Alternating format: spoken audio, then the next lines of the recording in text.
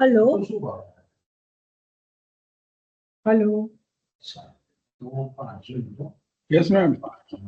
Yes, sir. Sir, would you please guide me? How do I set my image? No, નથી આવતું. Okay. Go for the more option. There is more. Above is the more option. Above the more option, where hide Then effect. No, video effect and setting Okay. Then and appearance. appearance. Just a minute. Video settings. Appearance. It is not seen to me. Huh? Then there is video effect, madam. Video effect. Video effect. I have clicked on it. I have already added the image that had been made Then by us. it should displayed on your screen. Okay. So apply and turn on the video. Yes. But it, sir, Yes, અને flip થઈ શકે એમ છે? मतलब what? પાછું ઊંધું આવે છે. પાછળ બરાબર છે આ. અચ્છા, મને ઊંધું બતાવે છે. હા, તમને બતાવશે, અમને ક્લિયરલી બતાવે છે. Okay sir, okay. અને મેડમ થોડાક પાછળ બેસો.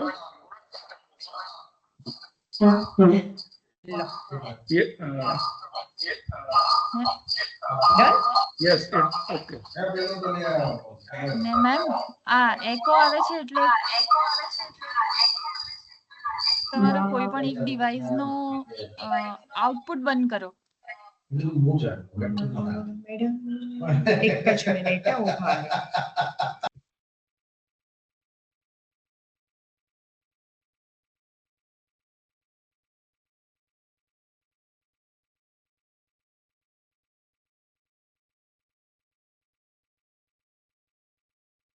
મેડમ તમે કંઈ બોલો તો એક મિનિટ.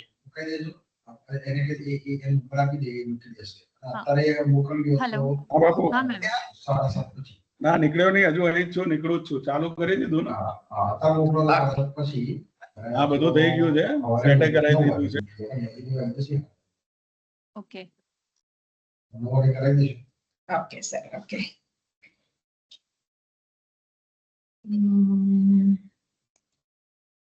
Share it.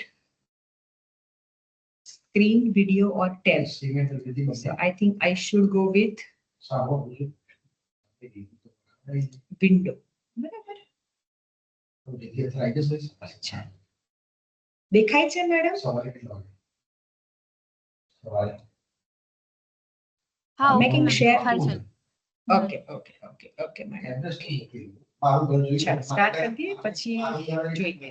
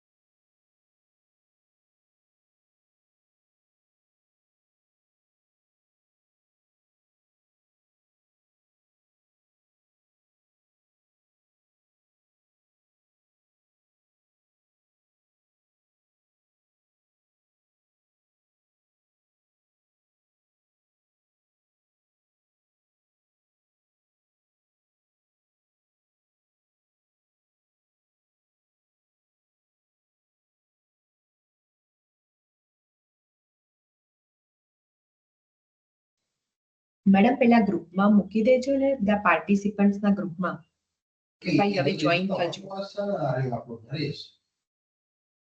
નરેશ નહીં તો મારો નરેશ તો બીજી હશું ના નીલેશ એ ક્યાં હોય એટલે મૂકી દે 8 વાગે એક જણા કેવી આવ્યો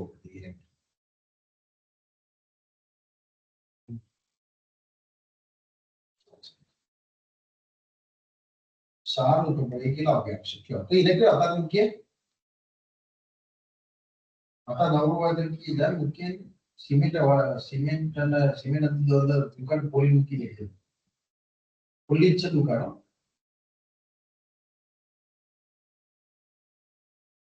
આરામ બધું ભેગું આવે ભેગું જવા દે ને યાર બે ભેગા કરાવી દો તો એક કામ કહેજો કે થોડી થોડી સિમેન્ટ નીચો ભેગી આવે તો કામ ચાલુ થાય ને પેલા બરાબર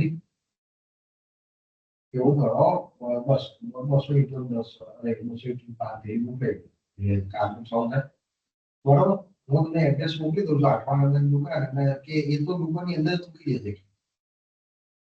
સિમેન્ટ દુકાનની અંદર મૂકી દેજે અને ઈટો છે એ નીચે મૂકી દેજે બહાર બાકી હા સારું અને પેલું તો તમને નવું પેલા પતાવી દેજો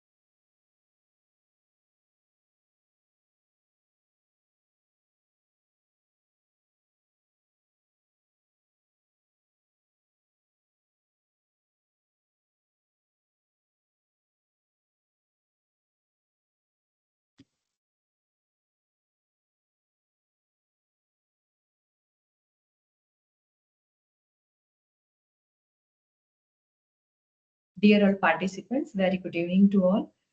Please wait for a moment. We'll start today's session soon. Welcome to the second day of ATAL FDP.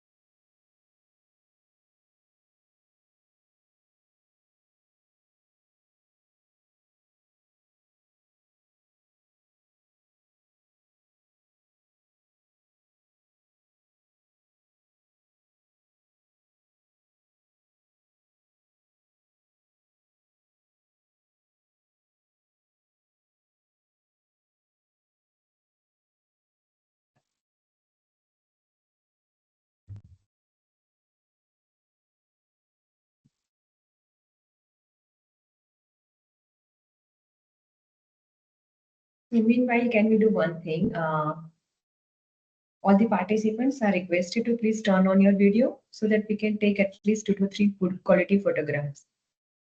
Yes, madam. All the participants are humbly requested to please turn on the video.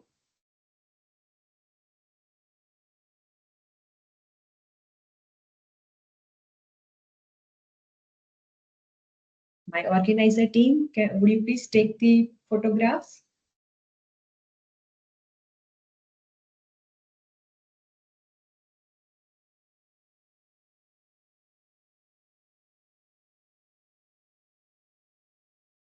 Okay, a request has arrived from the participants that we should at least give a prize to the good questioners. So we'll try to incorporate it, don't worry. So the participants who will ask the best questions will be given a prize. Hope I am audible clearly. Right? Yes, ma'am. This is a way to make the interactive session. So it may happen that all your questions cannot be answered during the meet, but you just put it in a chat box. We'll try to find out all the answers and we'll get back to you soon with the answers.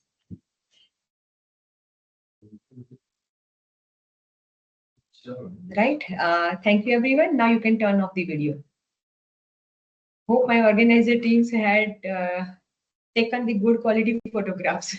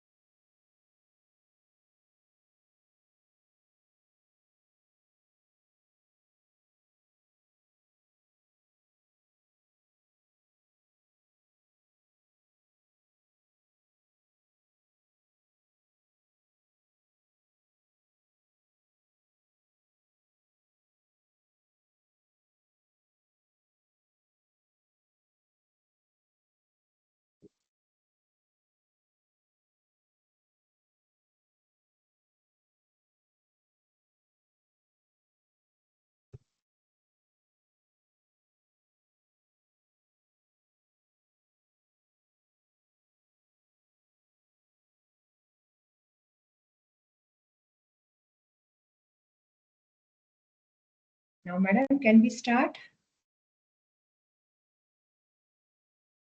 Yes, ma'am. So many participants have already joined.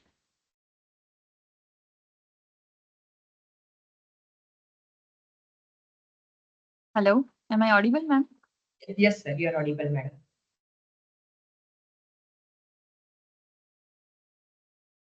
So I welcome you all today in the second day of this AICT ATAL sponsored FDP. So we will begin with the first session of the today soon. The topics for the session is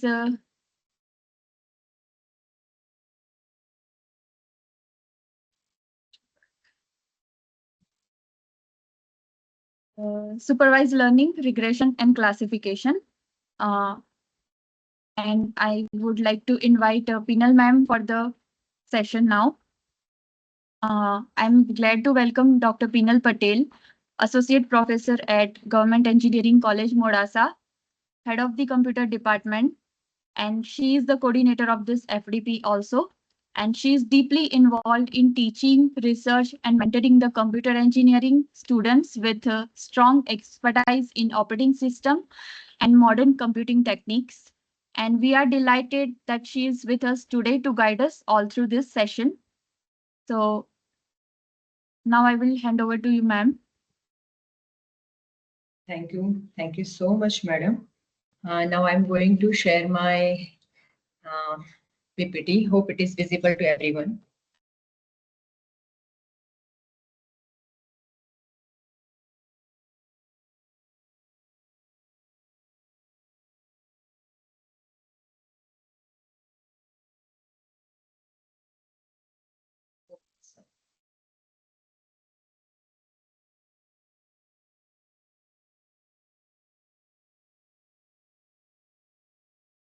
Is it visible?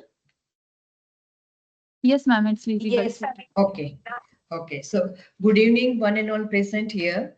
Today, we'll have a discussion about the supervised learning model.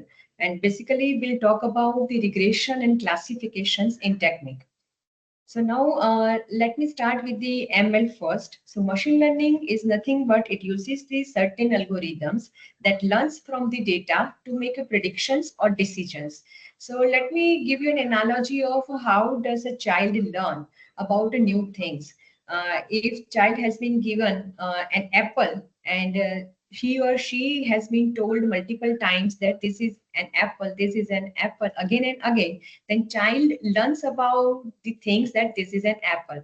Again, if we give strawberry to the child and we tell them frequently that this is a strawberry, strawberry, strawberry multiple times, then child learns about that this is a strawberry. Now, same thing happens with the machines. When we provide a certain data and algorithm to the machines, and based on the data and algorithm, machine tries to learn from the data. So that is all about the supervised learning model. So here machine is taught by the examples.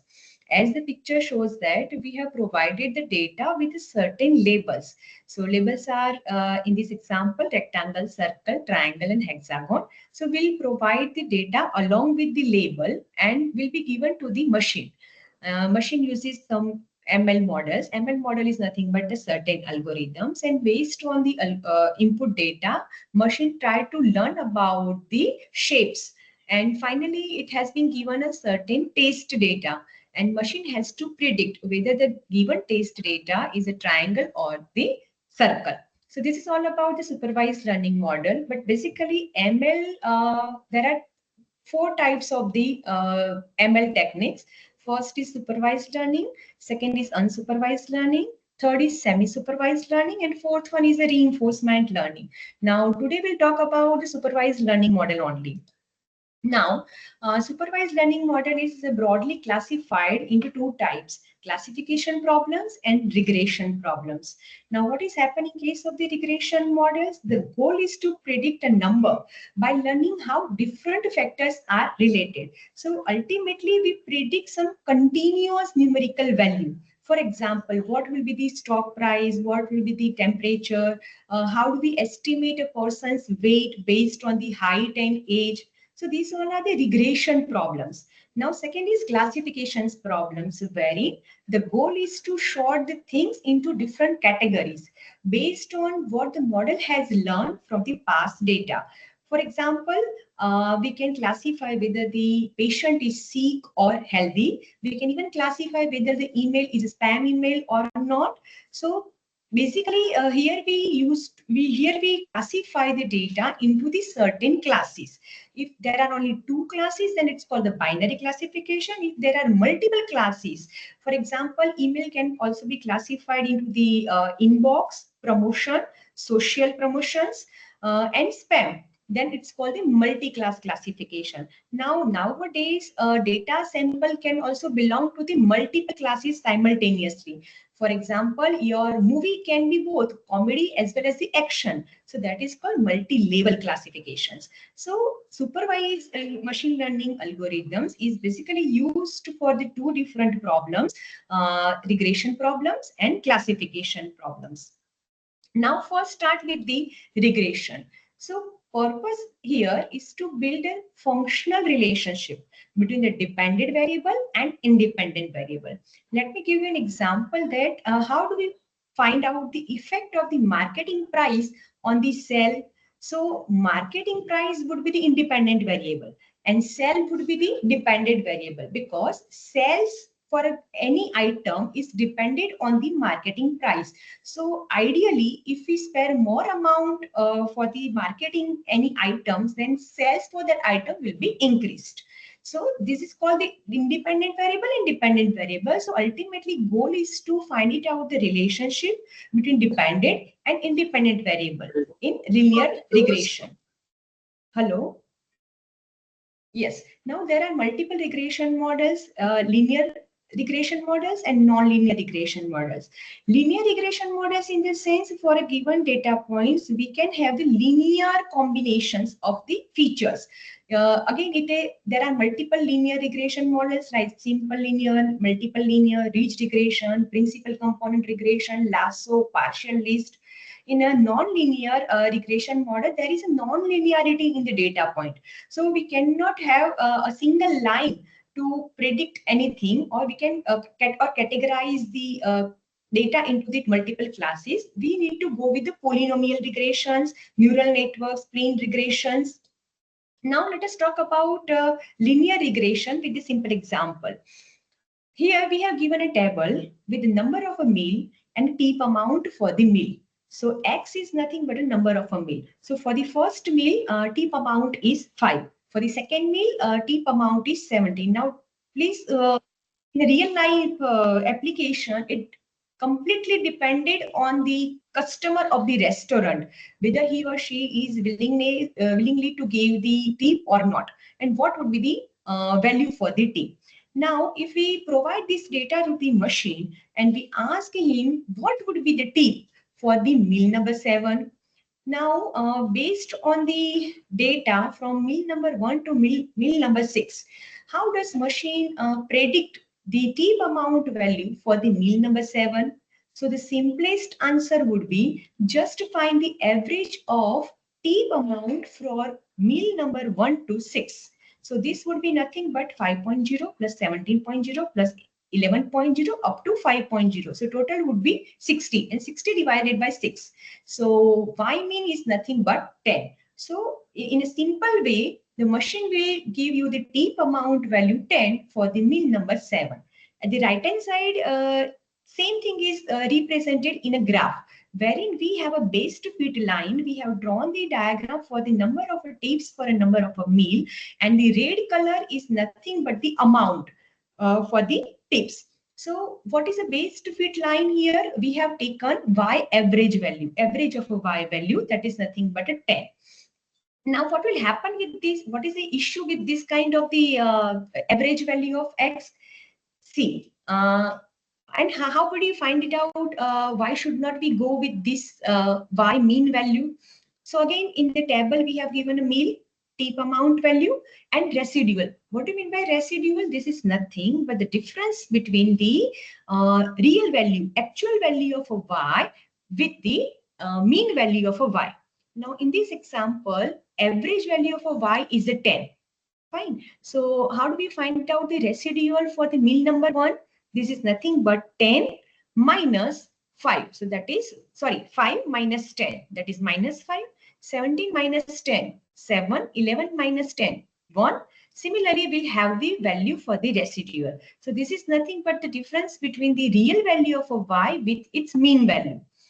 Now see, in the diagram, we have the base repeated line for y mean equals to 10. And what is the residue value? This is nothing but the first meal whose value is 5. 5 minus 5 is nothing but the residual values. Similarly, here it's a 7, 1, minus 2, 4, and minus 5. So what is it? Actually, this is nothing but an error. Fine. So how do we find it out the solution, and how do we minimize the error? Issue with this, issue with the previous slide is that if we add all the values of the residual for all the data points, that is minus 5 plus 7 plus 1 minus 2 plus 4 and minus 5 would be 0. So what does it mean? Though 5 is a very good magnitude values for indicating the error, but though its sign is negative, it will ignore the values with the 7. So ultimately, one negative value will be suppress the positive values, and final value summations of this residual value will be. So better is to have some positive values for the residuals. How do we do it? We can just make a square of each and every residual, and so that we can have the larger deviations between the real value of a y with the mean value of a y. So here we take the square of it. So minus 5 square is 25. 7 square is 49. So similarly here, what we have done, we have just taken the we have just calculated the square of all the residues values of all the data points. The purpose is here that none of the error will eliminate the effect of the other errors. So here we need to make the residuals positive. Now look at the table. We have the residual values for all the 6 items, and here we have just squared all those items. So the summations of the residual is 0. So what does it mean? The error of a one data point adversely affect the magnitude of the second data point. So that is why the summations is 0. Now, if we take a square of all the residual values, the summation is 120. And this is nothing but sum of squared error. So what is the purpose of this slide? So by predicting the value y, we need to anyhow minimize this error, right? Because this error is nothing but the difference between the real value of a y with the y mean. So here value is 120. So hope you all guys are here with me. Why do we need to take the square, and why should not we consider the residual value as it is? So what is the basic goal of the simple linear regression is to create a linear model which will minimize this residual error. In our case, it's 120. So here we use one linear regression. Linear regression is nothing but we have given one data point wherein we need to draw a line which will predict the independent value of y. So line equation is nothing but y equals to beta 0 plus beta 1 x. It is simply as mathematically we can say y equals to mx plus c. Y is nothing but dependent variable. B0 is nothing but y-intercept. B1 slope. X is independent variable. So here we'll provide the input variable as an x. We multiply it with the certain parameters B1 and add it with the some parameters B0, and finally we have some predicted value of the y. Initially we don't know the value of the B0 and B1. Now in right hand side, the same equation is shown graphically, wherein line is shown using the dotted line. The circle is nothing but indications of the y-intercept. The yellow point is nothing but the predicted value, and the difference is nothing but the error. And for each and every point of the line, we can have a slope. Now, basic purpose of a regression is to find it out the relationship among the data. For example, amount of the advertising expenses and amount of the sales. So what will be the independent variable? Advertising expenses, because based on this value, we can identify the sales revenue. Daily temperature and daily water consumptions. What would be the independent variable and what would be the dependent variable? So independent variable is nothing but daily temperature. Based on this temperature, machine can identify the water consumptions. College predict admission chances based on admission metrics. So what would be the independent variable? GPA, CPA. And what would be the dependent variable? Admission decision. So ultimately here we'll try to find it out the probability of getting the admission based on some academic metrics. Here in this case, it's a GPA. Now, for example, doctor used logistic regression just to assess the health risk. So what will be the independent variable? Here it would be the weight, exercise level, and dependent variable is probability of heart attack. So we'll find it out the probability of a heart attack based on the weight and exercise level of the patient. So purpose of this type is to understand the dependent variable and independent variable. We can have any value for the independent variable, and we'll put this value into the y equals to b0 plus b1 into x equation, and we'll find it out the value for the dependent variable. Now, let us consider this picture. First figure is nothing but a David Beckham and wife Victoria Beckham. Height of the David Beckham is 1.83 meter and Victoria Beckham 1.68 meter. Second picture is of Brad Pitt and Angelina Jolie, 1.83 meter and 1.70 meter, and George Bush and Laura Bush. So ultimately the purpose is to find it out the height of a wife based on the husband's wife, right? So few literature uses a different terminology for independent variable, dependent variable. So response variable, outcome variable, dependent variable, everything is same. And in this case, it is nothing but height of the wife. Predictor variable, explanatory variable, independent variable, regression variable, these all are equal. And in this case, this is nothing but height of the husband. So we'll provide a value of a height of the husband to our regression model, and regression model will find it out the value of height of the wife. So that is why height of the husband is nothing but independent variable and height of the wife is nothing but dependent variable. Now, why do we use this regression model? There are certain applications of it. First is the prediction in forecasting, wherein we can use for sales forecast. We can predict the future sales based on advertising spend, seasonality, or economical indicators. We can also analyze how price changes affect demand. In a healthcare and medicine also, we can forecast purchasing patterns based on browsing history and past purchases. We can measure how marketing affects influence sales or brand awareness. We can estimate the likelihood of developing the condition based on the lifestyle and genetic factors. In the environmental sciences also, we can assess how temperature, humidity, and pollution level affect the ecosystem. We can predict uses based on the weather patterns and population growth. We can also use it in an education field, wherein we can predict the grades based on attendance report, study hours, and socio-economic background. We can also use for identifying the student at risk of leaving the school early using the demographic and academic data. We can use it in engineering for the quality control and maintenance scheduling, like in estimating the equipment failure times to plan the preventive maintenance. We can also use the regression to predict the user ratings or references, like in the recommendation systems. We can also use it in a weather forecasting for forecasting the weather. Nowadays, it's a common to use it in life and biological sciences also, very we can have the regression model to relate the ECG signals just to find it out the patterns of the heartbeats. We can also predict the cholesterol levels based on the fat intake, fiber, physical activity. So there are certain applications of the linear regression, and that is why this is an important model.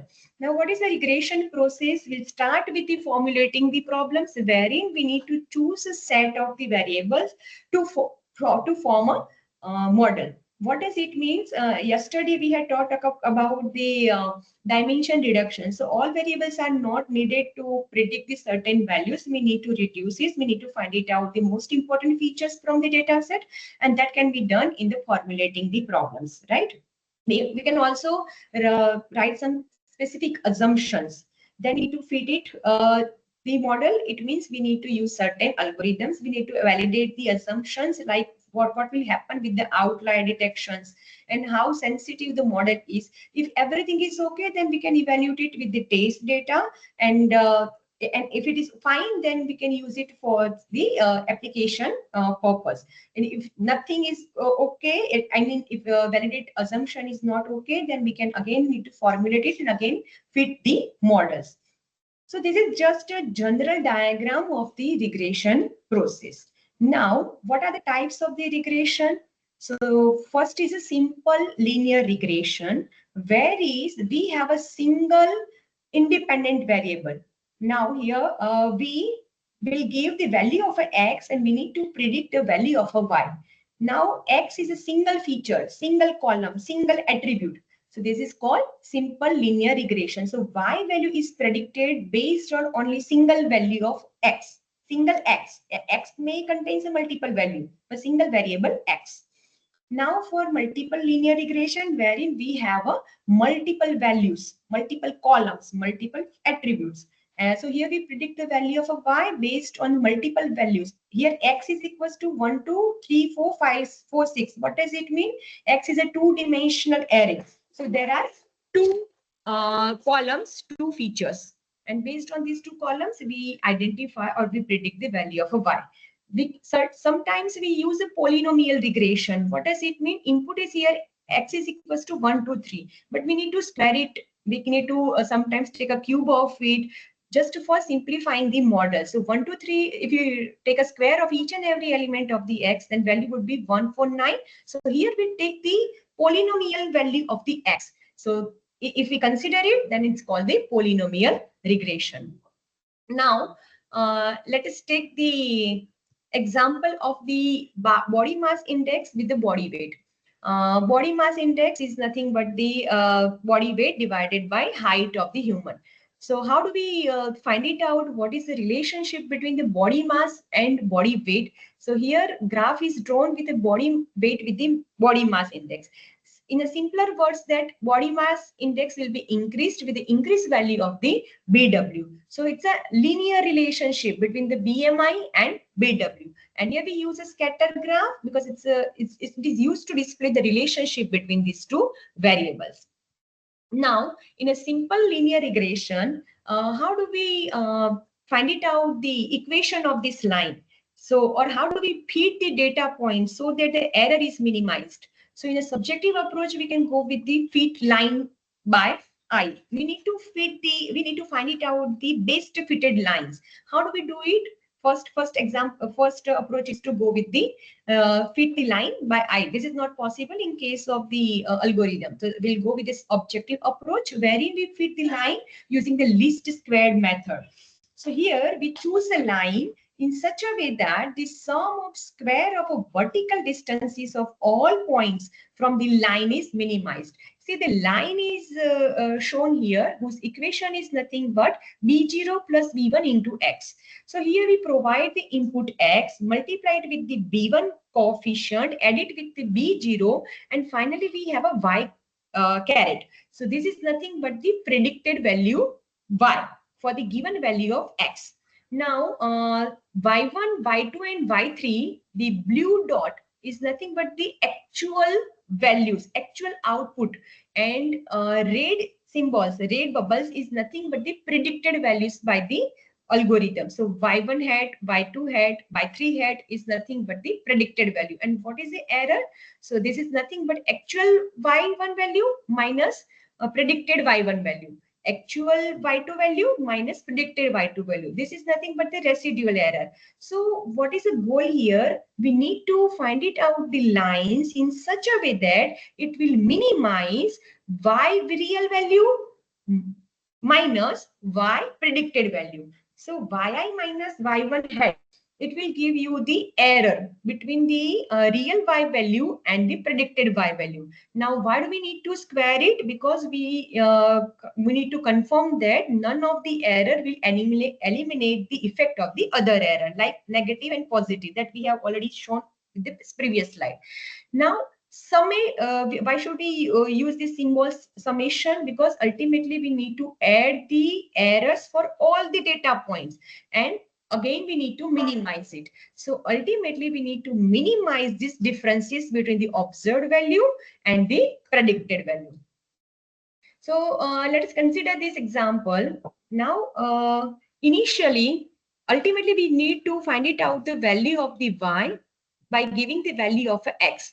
Initially, b0 and b1, both variables are unknown. Now, how do we find it out the values of a b0 and b1? See, in the given example, wherein we have given an advertising cost value in a dollar sign, this is nothing but independent variable. We'll be providing this value to the line equation, and finally we'll find it out the number of cells in units. Y is nothing but the dependent variable. So y hat, right hand side, y hat is equals to b0 plus b1 into x. So initially we'll guess some value for the b1 and b0, but that cannot be worked, because we may have the infinite number of lines. So how do we find it out the value of a b0 and b1? So for that, in this figure, what do we have? We need to minimize the error. So last equation is nothing but S is equals to minimize summation I equals to 1 to n yi minus y hat square.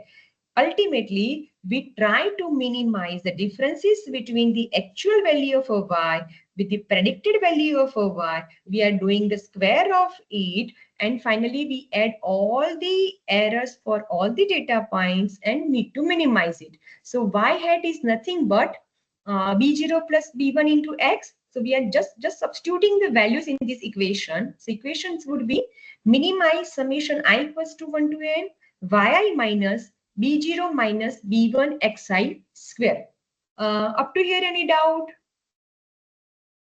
Because now we are going to derive the value of b0 and b1. Ultimately, the formula for finding the b0 and b1.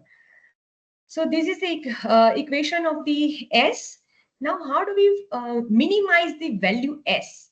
So for minimizing the value S, what do we need to do? We need to use the first order derivation, because rate of change of S with respect to the B0 and rate of change of S with respect to the B1. So if we use a partial derivation of ds with respect to B0, then this 2 would be ahead. So 2 into summation of yi minus b0 minus b1 xi, and we are doing it with respect to b0. So coefficient would be -1. So that is why it is -2.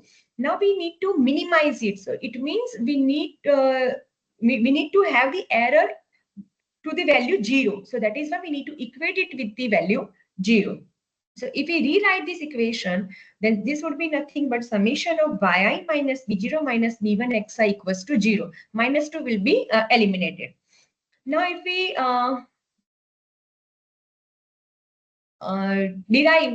if we do the derivation with respect to the b1 in a given equation of S, then what do we have? Summation of 2 would be ahead. So 2 into summation of yi minus b0 minus b1 x1. Now coefficient of b1 x1 is nothing, xi is nothing but minus xi. So that is why minus is here and xi is here. Equate it with the 0. So if we rewrite it this equation, then this would be nothing but summation of xi into yi minus b0 minus b1 xi equals to 0. Now we further simplifies it. Then what do we have? Summation of I equals to 1 to n yi minus summation of I equals to 1 to n b0. So summation of I equals to 1 to n is nothing but n. So n into b0 minus b1 will be given written ahead. Summation of I equals to 1 to n xi equals to 0. Again, we need to rewrite these equations just to find the formula of a b0. So n b0 is equals to summation of I equals to 1 to n yi minus b1 I equals to 1 to n xi into b0 0. So b0 is nothing but summation of I equals to 1 to n yi by n. So all value of y divided by total value of n. So this is nothing, total value of y. This is nothing but mean value of y minus b1 into summation of I equals to 1 to n xi divided by n. So summation of I equals to 1 to n xi by n is nothing but x mean. So b0 is nothing but y mean minus b1 into x mean. Now let us derive the formula for the b1. So we have given ds by ds. I mean, partial derivative of s with respect to b1 is nothing but summation of I equals to 1 to n xi into y minus b0 minus b1 xi equals to 0. Let us simplify it. And before simplifying it, we'll substitute the value of b0 in this equation. So b0 is nothing but y bar minus b1 x bar. So if we put the value here, then the equations would be I equals to 1 to n xi into yi minus y bar minus plus b1 x bar minus b1 xi equals to 0. Now, if we simplify it just for finding the formula of the b1, then the equation would be I equals to 1 to n xi into y minus y bar equals to b1 into I summation of I equals to 1 to n xi minus x bar into xi. So b1 would be nothing but summation of I equals to summation from I equals to 1 to n yi minus y bar into xi divided by summation of I equals to 1 to n xi minus x bar and xi. Now, for simplifications, we can multiply numerator and denominator with xi minus x bar. So if we multiply both the term, both numerator and denominator with xi minus x bar, the equation for b1 would be nothing but I equals to 1 to n xi minus x bar yi minus y bar, and similarly I equals to 1 to n xi minus x bar whole square. So the numerator is nothing but the covariance of x and y, and denominator is nothing but variance of x. So now let me explain it with the help of the example. Suppose we have given two values x and y. We need to predict a value of a y based on the value of a x. Now value of x and y is nothing but 1 1 2 1 3 2 4 2 and 5 4. Let us add all the values of the xi. So sigma xi would be nothing but 15. If we add all the values of yi, we'll have the sigma yi is nothing but 10. So x bar is nothing but 15 divided by total number of the data points 3. Similarly, we have a y mean equals to 2. Now we need to find it out the value of equation of the y, equation of the line.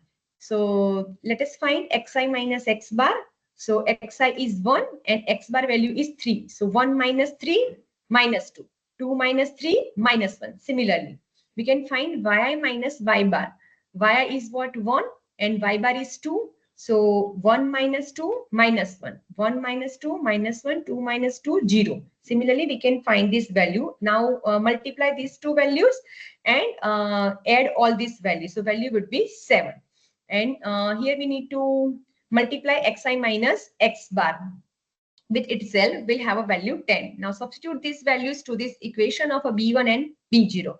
So we'll use this equation of the b1. It is nothing but the covariance of x and y and variance of the x. So this value is nothing but a 7 divided by total value xi minus x bar whole square is nothing but 10. So value would be 0.7. Now put this b1 value to the equation of the b0. So y bar minus b1 x bar. So this is nothing but y bar is 2, y mean value is 2 minus b1 is 0.3 into here we are giving the value x bar value is 3. So that is minus 0.1. Now we are just substituting this value of a b0 and b1 to the y hat equation. So b0 is nothing but minus 0.1 and b1 is nothing but 0.7. So the predicted value of y will be calculated with minus 0.1 plus 0.7 into the input value of x. So what is the interpretation of this formula? So for our example, the interpretation is nothing but sales volume is increased by 0.7 unit for each dollar increase in advertisement. It means if we add $1 to this advertisement price, then the sales will be increased with the rate of 0.7, and minus 0.1 is nothing but average value of the sales volume is minus 0.1 unit when advertising cost is 0. So if we don't spend any money on advertisement for the given product, then the value would be minus 0.1. So in this case, it's a negative value, so it doesn't make a sense. So this is a way how do we find the coefficient value B0 and B1 for the linear regression. Now let us discuss the special cases. What will happen if the value of a beta 1 equals to 0? Now, so equation of a y is nothing but beta 0 plus beta 1 into x. So beta 1 is 0. It means there is no effect of input x on a y. So ultimately we'll have the horizontal line, right? So in our case, it would be nothing but we'll consider the y mean value with a 10 that we had already gone through it. Now, if beta 1 is not equals to 0, it means we'll have a line and we'll need to find it out the error and we need to minimize it. In our example, we have already gone through it. We need to find it out the error. Error is nothing but real value of a y. Differences between the real value of a y and predicted value of y. We need to take a square of it. We need to add those values, and this is nothing but SSE, sum squared error. Now, how do we measure the fitness of the linear regression model? Because there could be the multiple lines. Fine. So how do we find it out the best fitted lines for the given data points? For that, what do we need to do? See the diagram. Y equals to some value of B1 into X minus B0. See the diagram. In a diagram, what do we have? We have one line. We have some blue color point, red color point, and green color equation. So there are different types of the error. First is SSE. This is nothing but sum of square due to error. So this is nothing but the difference between the real value of a y with and predicted value of a y. Sum of square due to the regression. This is the difference between the predicted value of a y with its mean, and sum of square error.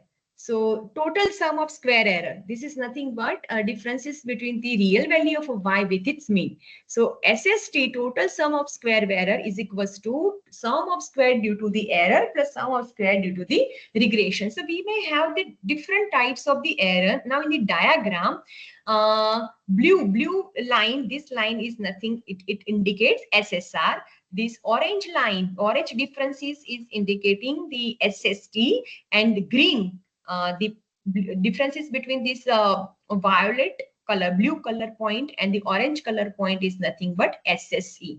So we may have the different types of the errors. Now, coefficient of determinations. In a regression analysis, how well does the regression equation forecast the actual value? So that could be answered by calling the coefficient of determination. So this is nothing but R square equals to 1 minus SSE upon SST. And if we simplify it, SST minus SSE divided by SST. This is nothing but SSR divided by SST. So whatever the value here, that is 74.93%. So what does it mean? So about 74.93% variability in Y is explained by the linear regressions. It means if we change the 74% of a data of a X, then that can be correctly classified with respect using this linear regression, and the rest is considered as an error. Now estimating the variance. We can estimate using the mean squared error. MSE is equals, this is simply a formula, SSE divided by n minus k minus 1, where n stands for number of observation in the sample. K stands for number of independent variable. In our case, there are 6 observations and 1 independent variable. So total value is 7. And we also have the standard error of the estimate or standard deviation This is nothing but root of MSC value. So in this case, this is 2.74. These all are the different performance matrices. Now, let us talk about the classifications versus regression.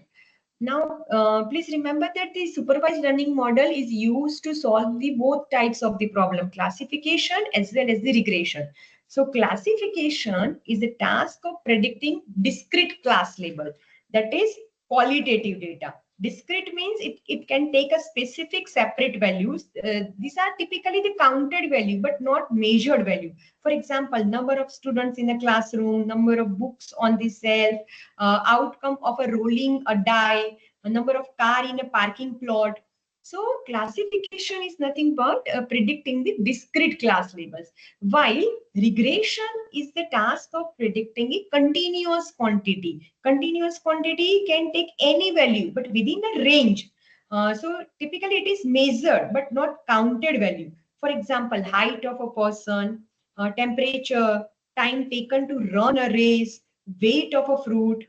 So in a classification problem, data is classified into one of the two or more classes. If there are only two classes, it's called binary classification. If there are more than two classes, it's called multiple classification, multi-class classification. A regression problem requires prediction of the quantity, numerical values. A classification problem with two class is called binary, and more than two class, multi-class. Regression problem with a single feature is known as simple linear regression, and multiple input variable, it's called multivariate regression problem. Now see the diagram, mail is categorized either as a spam mail or not spam mail. Here we have a one line. This is called the base suited line for the given data points. Now, there are certain classification algorithms, nearest neighbors, k-nearest neighbors, logistic regressions, neural network, decision trees, support vector machines. So, time doesn't permit us to explain each and every algorithms, but I will try to focus more on logistic regression because it is little bit related with the linear regressions. Now, logistic regression, it extends the idea of the linear regressions, wherein the dependent variable is categorical variable, right? Now, logistic regression produces the result in a binary format. So it will use to predict the outcome of a categorical dependent variable, like email can be categorized as spam or not spam, online transaction is fraudulent or not, tumor is malignant or benign. So in the binary classification, target value, output value would be either 0 or 1. In a multi-class classification, it could be from 0 to 1 to up to infinite number. So in here it's an infinite number, but its practical application, there are certain limited amount of the classes. Now, we have given this data, that is admission, value of the admission is 0 means students will not get the admission, and 1 means student will get the admission based on the CGPA. Now, if students has a CGPA value 4.2, 5.1, 5.5, then there are no chance of getting the admission in a good reputed college or university. If the CGPA value is 8.2, a 9.2 or 9.1, it means more than 8. Then there are the chances. It means student can get the admission in the college or university. Now, to predict if a student will get admission to the PG program based on the CGPA or not. So here we'll use this S-shaped curve, and this is nothing but a sigmoid functions. Why do we use a sigmoid? Why should not we continue with the linear regression? That is the question. So what will happen, or what if you want to know whether the employee would get a promotion or not? This is a classification problem.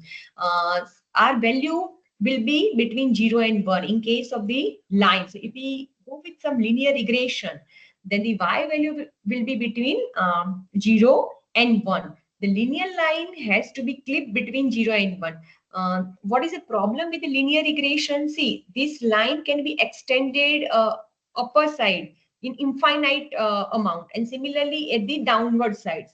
So how do we find it out the values, or how do we predict the values whose when the line is extended upper side infinitely? We need to cut down this line, and we need to have this S-shaped curve. So how do we get this straight line to the S-shaped curve? And before that, the question would be, why should we convert this straight line to the S-shaped curve? The reason is that, suppose these all are the simple data points, right? So at the lower side data points, it means it will be classified to the 0. Okay? Student will not get the admission. And upper side yellow point will be classified to the 1. It means students will get the admission. Here student will not get the admission, and here student will get the admission. Now suppose we have some data point which is known as outlier. Outlier is nothing but a data point which is far away from this line. So now for including this outlier, this data point, we need to use line. Hello, any query?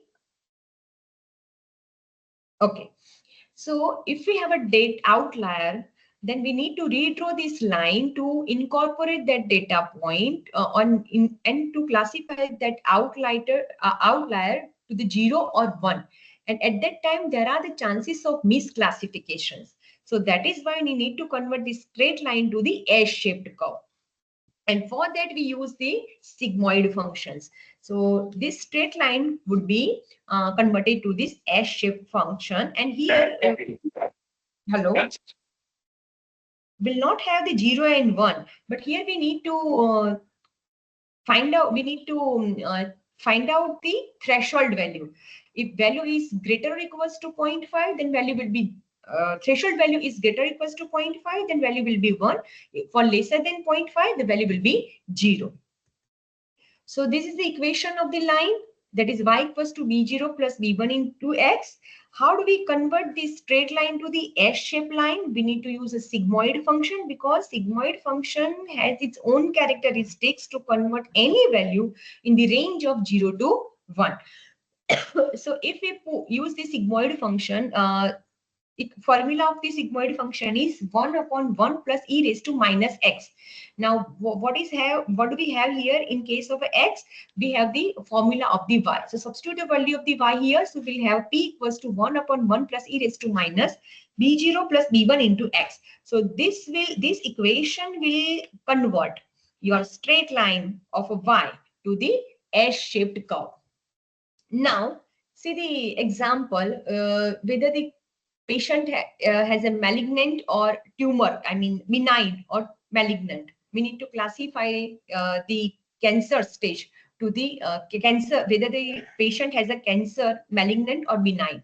So no means there is no cancer, and benign, its value is 1. So we need to find it out the threshold value here. Fine. So suppose the equation of a line is HWX. So we need to find it out the threshold value with the 0.5. So if its value is greater or equals to 0.5, we'll predict our machine will predict the value of a y equals to 1. For lesser than 0.5, value will be 0. So we may have the multiple lines over here. The issue is with the outliers. So if we want, if we have the line for incorporating this outlier, then there are multiple chances of misclassifications of the data point. We may have non-linear decision boundaries. Look at the figure wherein we cannot distinguish red color data point with the green color data point. So now in that case, we cannot separate them with the help of single line. We need to have some polynomial equations. So what will be the equations for HWX here? This is just random equations wherein we need to use some polynomial function x1, x2, x1 square, x2 square.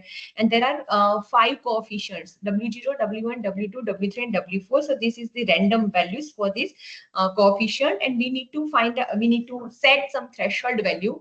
And threshold value is like value of y equals to 1 only when the x1 square plus x2 square is greater or equals to 1. So the purpose of this slide is to explain that linear regression is not applicable to all type of the data, especially this kind of the data wherein you cannot linearly separate them. So we can have the boundary like this, which can cluster or sorry, we can classify the red data point to the class A and green data point to the class B. Now, cost function of the linear regression. See, this is the predicted value, right? HWXI is a predicted value minus YI is nothing but the real value. So we need to take the difference between them.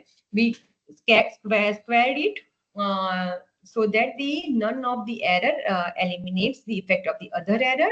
We need to add the we need to take the summation from I equals to 1 to m. It means we are considering the error of all the data points, and 1 by m. M is a number of data points. So ultimately we are averaging it.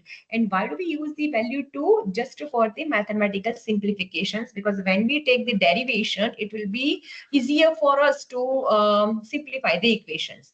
Now the issue with the logistic regression is that the function has a non-linearity. See, when due to the sigmoid function 1 upon 1 plus e raised to minus x, due to that sigmoid functions, our cost functions will have the non-convex curve.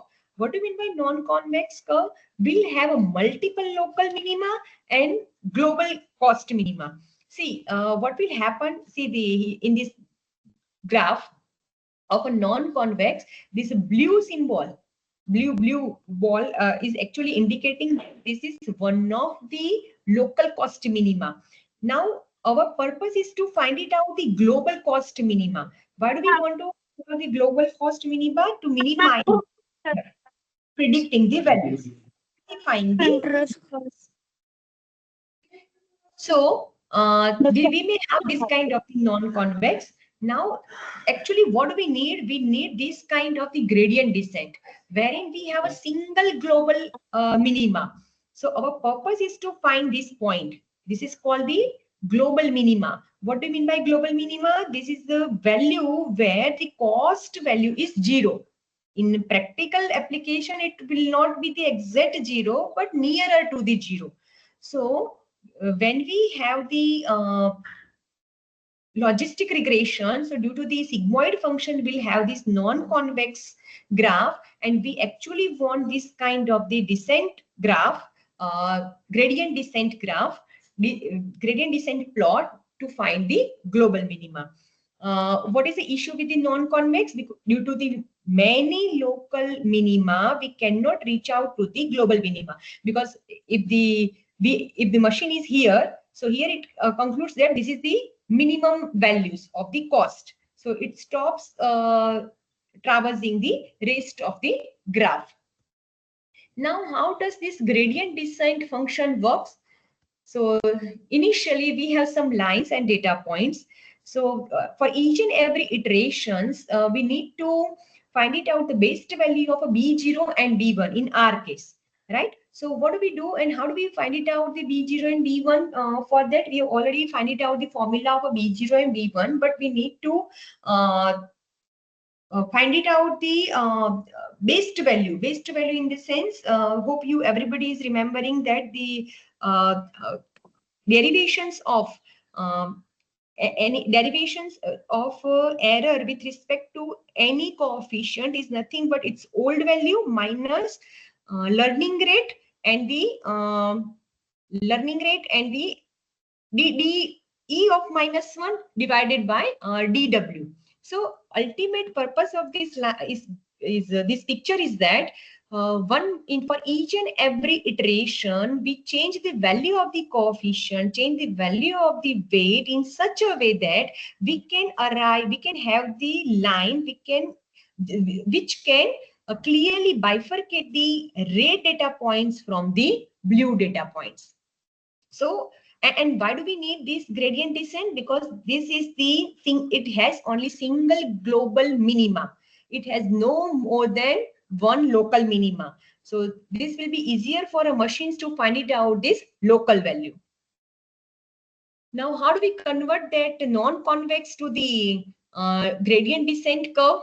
So we need to reframe the cost value of the cost function of the logistic regression in such a way that it will have some parabola rather than the non-convex curve. So here cost value is nothing but minus log of h1x and minus log of 1 minus hwx. So when y equals to 1, we will use the minus log of hwx, and if y equals to 0, we'll use minus log of 1 minus hwx. What does it mean? See, this blue curve is nothing but when y equals to 1. So this graph indicates that minus log of hwx, and y equals to 0, this red graph is nothing but it indicates minus log of 1 minus hwx. Why should we use this log function? Because ultimately we need any point, any single global minima. So in a blue color curve, what do we have? Here we have the local minima, and here we have in a red curve, we have the local minima. So for y equals to 1, we'll use this blue color graph, and for y equals to 0, we'll use this red color graph. Now let us rewrite it in this way.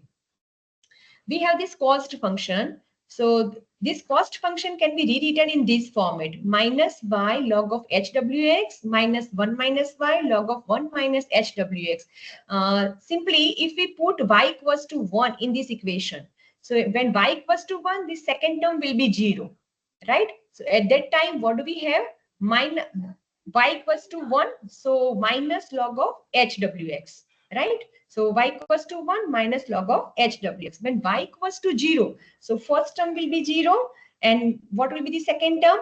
Minus 1 minus 0 log of 1 minus hwx. So this is nothing but minus log of 1 minus hwx. So ultimately we'll use these cost functions so that the non-convex curve of the sigmoid function of the logistic regressions can have the gradient descent curve, wherein we can have the single local minima. Now, this is a cost function and we need to optimize it. What do you mean by optimize it? We need to use this equation again and again till the convergence is happen, wherein we change the or update the value of the parameters, value of the coefficient wj. How will you find it out, the wj? See, ultimately, what do we need? Suppose initially we are here in the red point. We need to find it out the local minima, then we need to go below, then we need to go below, then we need to go below. So how do we do it? So every time we need to change the value of the parameters. How do we change the value of the parameters? So for finding the new value of the parameter, that is wj, is nothing but old value of a parameter wj minus alpha. Alpha is a learning rate. How fast or slow we change the parameter values. And we need to find it out the derivations of a cost function with respect to the parameters. We may have the multiple parameters, so that is why wj refers the w1, w2 up to w3, because in the polynomial regressions we can have the multiple coefficients, and this is a way to change the value of the coefficient. Now, what are the advantage of the logistic regression? Now, in advanced, nowadays we have the advanced optimization algorithm, so no need to manually pick the alpha. Now, before that, what is the significance value of the alpha? If alpha is small value, it means it takes a much time to reach out from this point. I mean, this curve. If alpha value is 0.001 and initially we are here, it means it takes too much time to reach out to the global minima. And if alpha is too high, then it may happen that it will miss out the global minima. So we need to find it out the value of the alpha to between these not between the 0 to 1, but we need to find it out using the trial and error. Generally, we use alpha equals to 0.01. So in advanced optimization algorithm, there is no need to pick the manual value of the alpha, and it is faster than the gradient descent, because gradient descent algorithm takes more time for learning the data. So we have the gradient descent, conjugate descent, BFCA. These all are the advanced optimization algorithm. Nowadays we use ADAM, RMS prop. So now in a summary, So linear regression is used to predict a continuous dependent variable based on the values of the independent variable. In logistic regression, it is used for the classification. So it will categorize the dependent variable based on the dependent variable. So variable type would be a continuous, and here it would be a categorical. Here it's a straight line. Here we have the curves. Relationship between the dependent variable and independent variable, there is a linear relationship, and linear relationship is not mandatory, and that is why we need to define the cost functions which can convert your non-convex curve to the gradient descent curve. Output is here always the integer values. Integer doesn't mean that only the whole values. We may have the real values also. And predicted value will be either 0 or 1 or 0, 1 and 2 in case of the multi-class classification. So again, both have their own domain of the own applied domains. Business domain for casting the cells. Here we can use for the classifications problem.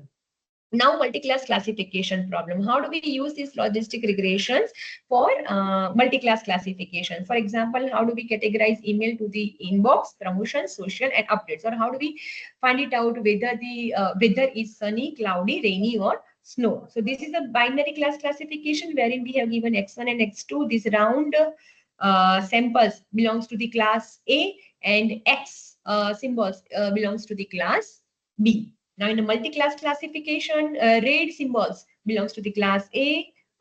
This cross symbols belongs to the class B, and square symbols belongs to the class C. How do we use these logistic regressions for the multi-class classification? So actually, it uses the same concepts of the binary classification. What will happen when they have been given, when the multi-class classifications data is given to the logistic regressions? It will put one class as it is, and remaining class will be merged. So here green label symbols will be as it is, and red symbols and the square symbols will be merged to the other class. And ultimately here we'll use the binary class classification. If we go with the second alternative would be, we'll put the square symbols as one class, and remaining two classes will be merged. Right. Similarly, in the third case, wherein cross symbols will be in a one class, and remaining two classes, that is triangle and square, will be merged to the other classes. And here we need to find it out. We need to find it out the class Y based on the value of X. Now, regularizations. Now, why do we need to regularize it? Because of the overfitting.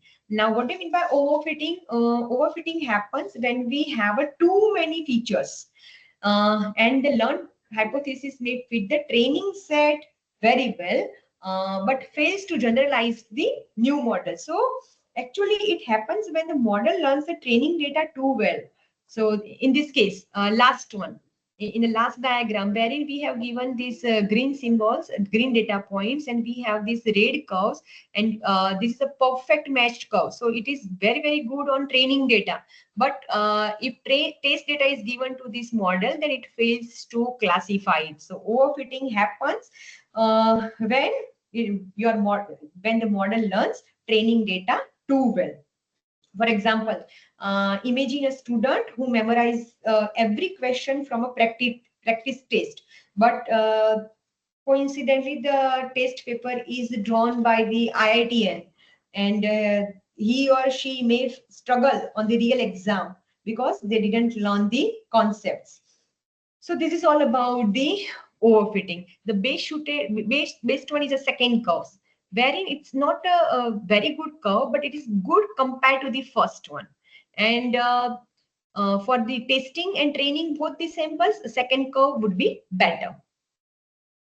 Now, logistic regressions, underfitting. Underfitting happens when the model is too simple to learn the data patterns. So, I mean, using a straight line to fit a data that clearly follows the curve.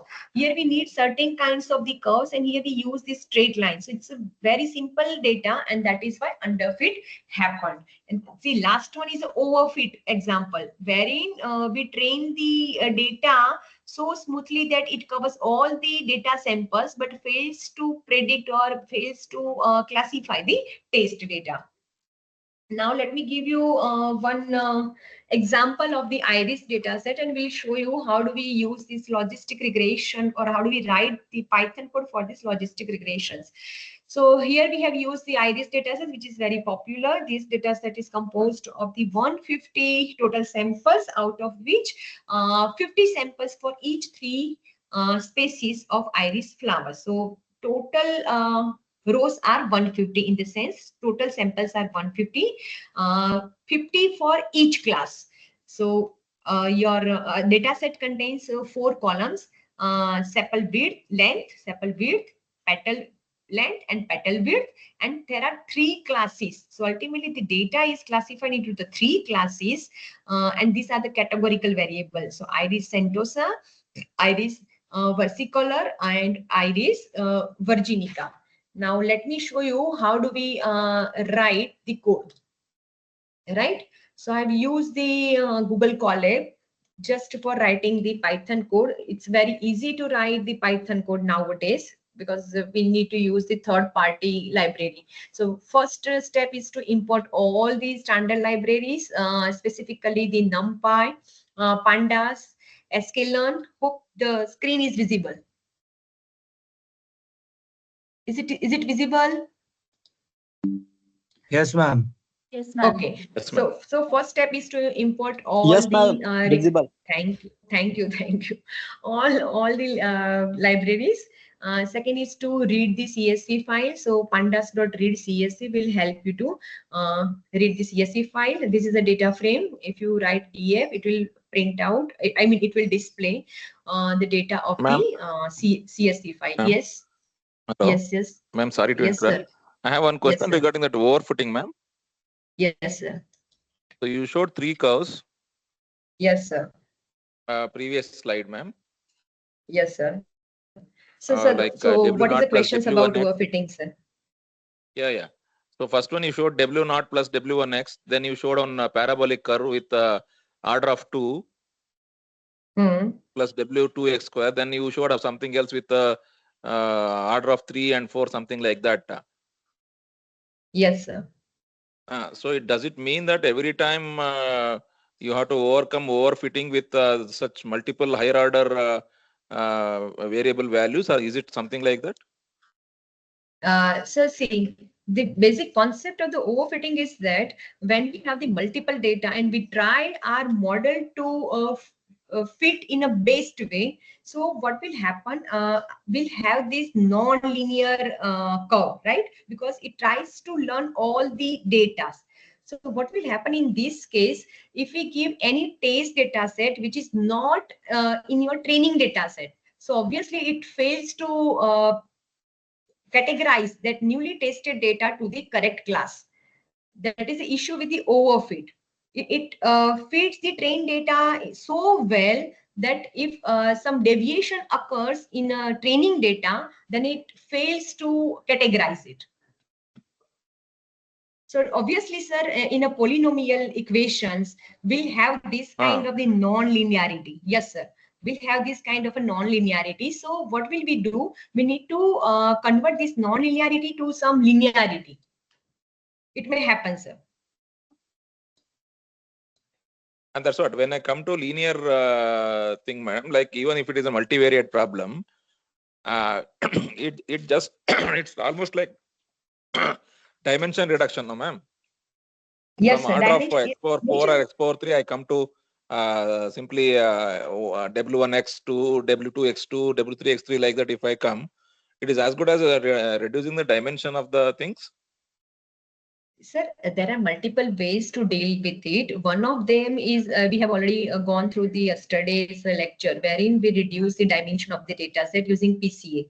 Right? There are multiple dimension reductions method. So you can find it out the best suitable features for it, and you will have the linearity among the selected features. It will eliminate the overfitting issues. But anyhow, we need to deal with it. This is a general case wherein we have the polynomial equations, polynomial relationships among the features. Then we'll have the overfitting. Then we'll have it. Probability is more, sir, due to the non-linearity.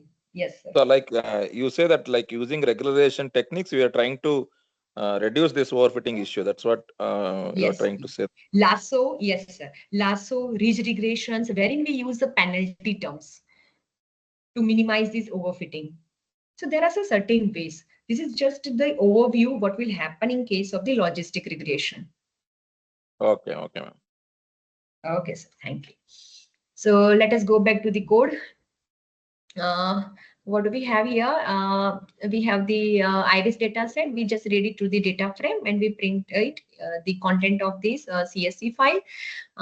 This is just info functions will display all the columns with the data types.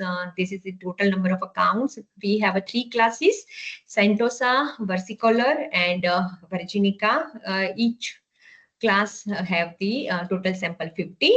Now we need to find it out whether is any row or column contains a null value or not. So null value is 0.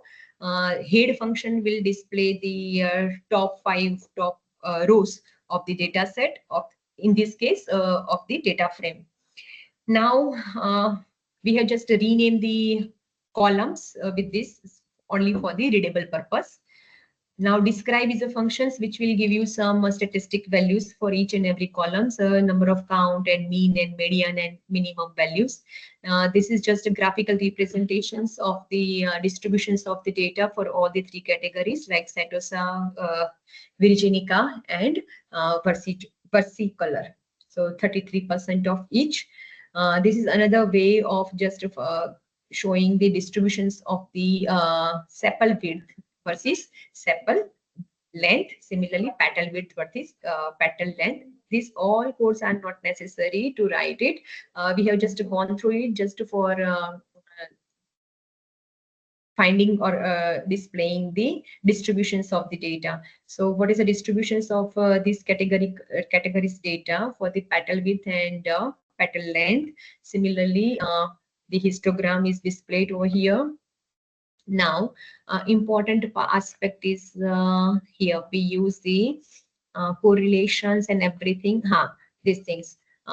See, the data set contains 3 classes and all are of categorical values. So we need to convert it to some numerical value 0, 1, and 2. So we'll use it here. Standard scalar will assign class Sentosa to the 0, Virginica to 1, and remaining to the 2.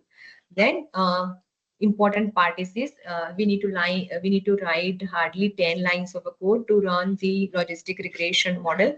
Logistic regression, and then we need to fit train data with the test data. But before that, let me show you. We need to split data. See this line. Train underscore split test underscore split. What will happen here? X value means all the data except the labels. Labels in this sense class values, and Y contains the class values, right? So we need to split this data. 50% data will be used for training the data and 50% for the testing the data. So 75 rows are used for the training the data, and remaining 75 will be used for testing the data. And so here we'll let us use this logistic regression, and we'll train X train data and Y train data. So first 75 rows along with the labels will be given to this logistic regression model, and it will try to learn from the data and label itself. Then we'll provide some X underscore test. So remaining 75 rows will be given to this model for predicting the values. And that value will be nothing but Y underscore predict variable. And here we'll display Y underscore test. This is nothing but the real Y values. And Y underscore predict, this is nothing but the predicted value of the logistic regression. So we need to just display it for finding out what kind of the data is predicted by the logistic regression. And how do we find it out? The accuracy.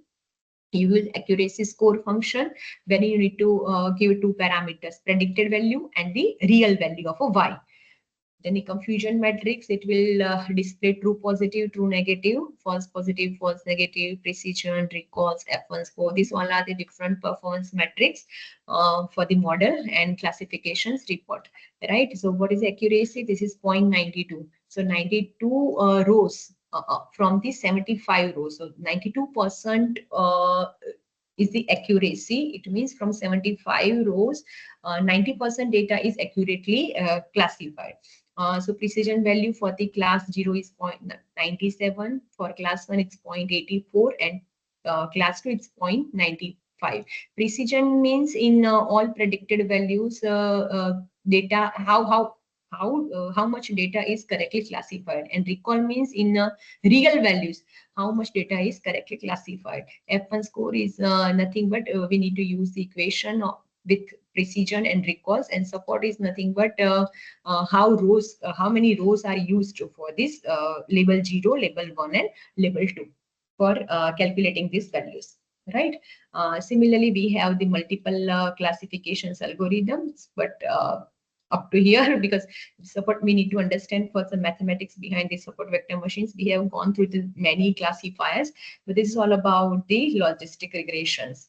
So now any query or any questions? Residual is the difference between the actual and predicted value. Variance is normally computed for a single attribute. Okay, let me read the chat value first. And variance measures the spread of data, how much values are away from me. Smaller the variance, data points are close to each other. Higher the variance, data points. Okay, so is it just for the informations, right? Residual and variance and their significance and when to use it. Okay, so what is the difference between the residual and variance? So residual is nothing but the difference between actual and predicted value. Fine, and the variance is normally computed with the help of a single variable. So variance is nothing but an error caused by a model being too sensitive to the trained data. So for example, if your model memorize every detail of the training data, including the noise, then it performs great on training data, but fails miserably on new data. So high variance means model overreact to small changes, very poor generalization issue.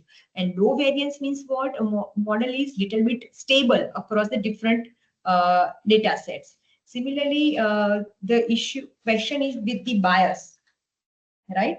So what do you mean by bias, and what is the effect of the bias? So bias is nothing but an error caused by overly simplistic assumptions in a model.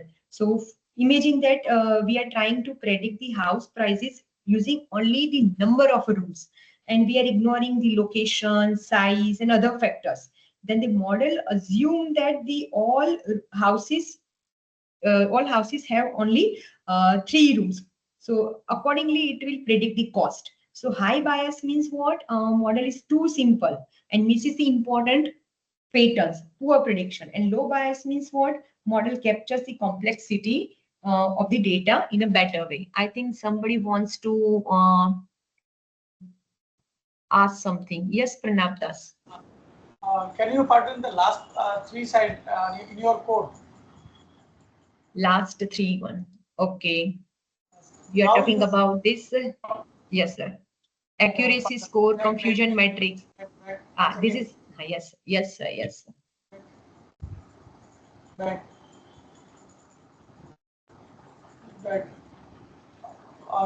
This one, how actually you have used this library function? Library function. This is accuracy score and confusion matrix and classifications under report, right? You are talking about these functions, huh? Yes, we need yes. to, yes, sir, yes, sir. We need to include the library. Which library? This one, sir. From sklearn matrix, import these 3 functions, modules. sklearn. Yes, sklearn. Yes, sir. Sklearn is a library.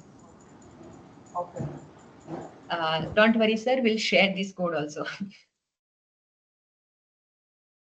Thank you, ma'am. Thank you. Okay, okay, sir. Any other question? Can we do same with the KNN also? Yes, sir. You can apply the KNN. Not an issue. KNN is also used for predicting the values, and it is also used for classifying the values. Let me check. Have I used the yes K nearest neighbors? I think somebody is asking about these things. So we have a K nearest neighbor classifier, and total numbers of neighbors that we have considered in this example is 7. So ultimately, based on the 7 nearest neighbor, it will classify the data point to the particular class. So we need to feed the KNN model with training X train and Y train, and finally we need to predict some values, and we need to display the accuracy score, confusion matrix, and classification reports. I think somebody is asking about KNN, right? Can you please elaborate the question bit? Can we use the same? Yes, sir. You can use the K nearest neighbor, not an issue, right? We use the Euler theorem. Iris dataset classifications example. Can we apply KNN? Yes, sir. You can do it, not an issue. Iris dataset classification. Can we apply KNN? Everybody is asking about the same question. No, Hiren, yes, sir. Hiren Saval, yes, sir. Yes, sir, we can use the KNN. This is one of the classifications problem.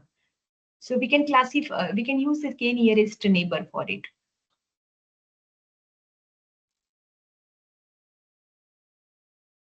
Any other question? Okay, can we set any values for the neighbors, or is there any specific rules? So no, using a trial and error method, you just start with n equals to 3, and you just increase the value of K nearest neighbor value K n equals to 3 to up to 10, and you just measure the accuracy of the KNN, and you will find it out the optimal value of the number of neighbors. So what is the support? Number of rows that is used for it. Yes, sir. Ma'am, actually, I am a school teacher, and I am trying to learn this concept, Python concept, into my student. So, ma'am, do Okay. you have any simple project using regression line only, using the mathematical correlations? So, is there any simple project by which I can just give the concept to my students? I'm a teacher in school level and in higher secondary level. Okay, so you want to show, you want to demonstrate the correlation concept with the help of the Python code. Am I right, sir? Yes, yes. Correlations, Okay. using simple correlations as a mathematical tool, using the same the sklearn and other models, just to introduce themselves to learn about the machine learning concept to my student. Easy Sure. project. By this project, they can absorb the concept of the machine learning. Okay, sir. Okay. So we can do one thing, sir. We can write the code for finding these correlations values, and we'll share it with you. This will help to your students. Not an issue, sir. Okay, thank you. Okay, sure, sir. So now next question is about a support. So support is nothing but number of true instances in each class, right? Hope it is clear. True instances, real data points for a particular class, right? Bias and covariance. Yes, sir. There is the relationship between bias and covariance with respect to underfitting and overfitting, right? So in case of low bias and high variance is a sign of the overfitting, and low variance and high bias is a sign of the underfitting, right? So for simple models, high variance amplifies. Okay, sir. Okay. So hope this session is being enjoyed by you all participants, and thank you so much for asking the questions and making it very interactive. So try putting the questions over here.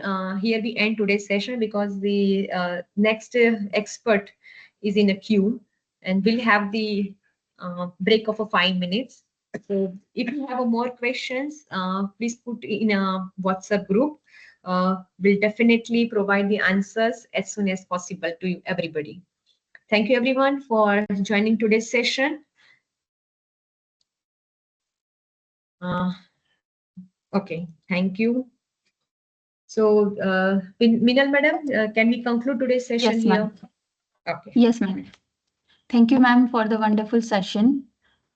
You explained us about the supervised learning regression technique, and we also learned about the evaluation concept.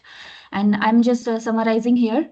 So we learned about evaluation metrics and the hands-on exercise on regression implementation using Python in Colab. I mean, using Colab.